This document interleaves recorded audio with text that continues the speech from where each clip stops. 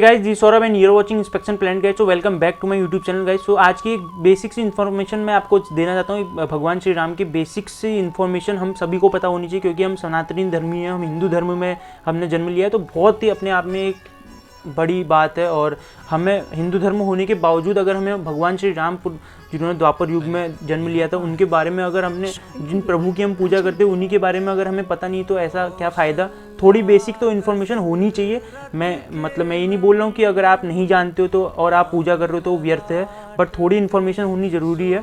तो मैं basic information देना चाहता हूँ। जैसे कि हम सभी जानते हैं, हमने रामायण देखी हुई है कि भगवान श्री राम का जन्म उनके जो पिता थे दशरथ, उनकी 3 रानियाँ थी, केकई, सुमित्रा और कौशल्या। कौशल्या सबसे बड़ी थी, उनसे भगवान श्री राम का जन्म हुआ था। उनके बाद भरत का नंबर आता है। भरत की जो माता थी उनका नाम था केकई, और उसके बाद लखन, लक्ष्मण और शत्रुघ्न, वो दोनों भाई थे सुमित्रा के। सो ऐसा उनका फैमिली ट्री था। और भगवान श्री राम का जो अपने आप में अलौकिक वर्णन है, हम सभी सुनते आ रहे हैं। हम बहुत हमारा उनके बारे में सुन पाना, उतना देख पाना, हम जो सुनते हैं उनकी छवि कैसे थी, तो यही हमारे लिए काफ़ी है। क्योंकि उस टाइम पे जो लोग होते थे वो तो अलौकिक ही थे। उनका वर्णन कर पाना बहुत ही मुश्किल है, बहुत ज़्यादा मुश्किल है।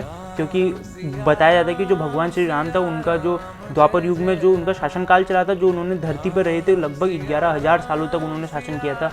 और उनके जो पिता थे दशरथ, उन्होंने 16,000 साल तक शासन किया था। तो इतना लॉन्ग लाइफ जीती उन्होंने, क्योंकि पुण्य करते थे, अच्छे काम करते थे, अच्छे विचार थे, अच्छी नॉलेज शेयर करते थे, बहुत हम्बल थे, डाउन टू अर्थ थे, काइंडनेस थी उनके अंदर, हर चीज़ उनके अंदर थी। तो ऐसे में कॉमन सी चीज़ें हैं और इतने आध्यात्मिक थे, इतने विचारों के थे। उनका बोला जाता है कि उनके जो शब्द थे वो अपने आप में ही एक शब्द अगर वो कुछ लाइन अपने भक्तों को बोलते थे या शासककारी जो उनके शासन में काम करते थे उनको बोलते थे, तो वो उनका जो छवि थी बहुत ही अलग ही है। उसका वर्णन कर पाना ही बहुत बहुत ज़्यादा कठिन है। और इसीलिए वो उस टाइम के लोग जिया करते थे और बहुत ही ज़्यादा भाग्यशाली थे उस टाइम के पीरियड के लोग, कि उन्होंने उस टाइम में द्वापर युग में भगवान श्री राम के काल में जन्म लिया। और हमारा उनके बारे में सुन पाना, जान पाना ही बहुत बहुत ज़्यादा काफ़ी है। अगर हम उनके बारे में जान पा रहे हैं, मैं आपको बता पा रहा हूँ, आप सुन पा रहे हैं, तो वो ही बहुत अपने आप में बड़ी बात है।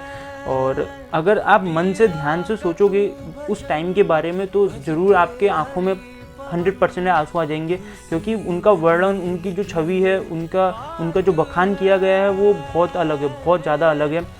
मैं आपको बता भी नहीं सकता हूँ। और ये एक मैं फैक्ट आपको बताऊँ कि मैंने ऐसा पढ़ा था, मैंने देखा कहीं कि जो लक्ष्मण थे, जब उनका एग्जाइल पीरियड था, जब उनको वनवास के लिए भेजा गया था जंगल पे, तो उस टाइम पे बोला जाता है कि 14 सालों तक के जो एग्जाइल पीरियड था वनवास में, लक्ष्मण तनिक भर के लिए उन्होंने अपनी आँखें नहीं लगाई। वो सोए नहीं थे, सिर्फ एज अ गार्ड के रूप में उन्होंने भगवान श्री राम और उनकी माता सीता का सिर्फ उनका सुरक्षा करने के लिए, उनकी रक्षा करने के लिए उन्होंने 14 साल के एग्जाइल पीरियड में कभी सोए तक नहीं।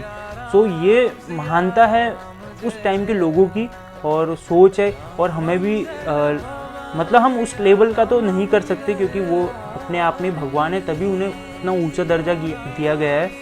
तो हमें सिर्फ उनके जो कदम हैं, उनकी जो बातें हैं, उनको जहन में उतारनी चाहिए, अपनी लाइफ में उतारनी चाहिए, ताकि हम मूव फॉरवर्ड कर सकें अपनी लाइफ में।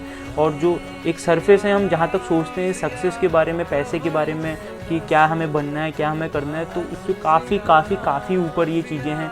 और बहुत टफ होता है अपनी लाइफ को, अपनी न्यूरॉन्स को कंट्रोल कर पाना, कि इससे भी ऊपर हम चीज़ सोच पाएँ। तो यही मैं इन्फॉर्मेशन आपके साथ शेयर करना चाहता था। आई होप आपको ये वीडियो पसंद आएगा। वीडियो पसंद आई तो please share this video and subscribe my channel, और लेते रहिए राम का नाम। तो मिलते हैं नेक्स्ट वीडियो में। Thanks for watching guys.